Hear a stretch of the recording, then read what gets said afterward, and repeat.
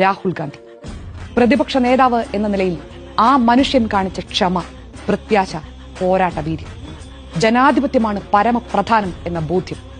ഇപ്പോൾ നമ്മൾ അയാൾക്കൊപ്പം നിൽക്കേണ്ടി വരും. ആ നിൽപ്പ് സത്യത്തിൽ രാഹുൽ ഗാന്ധിക്കൊപ്പമല്ല, അയാളുടെ ചോദ്യങ്ങൾക്കൊപ്പമാണ്.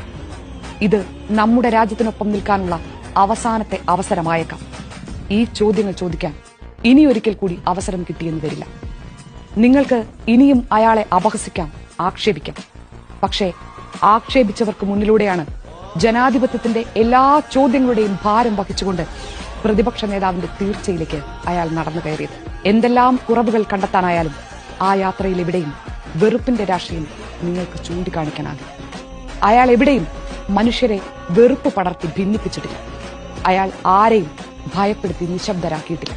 ഒരാൾ ജനാധിപത്യത്തിന്റെ ധൈര്യമായി മാറും.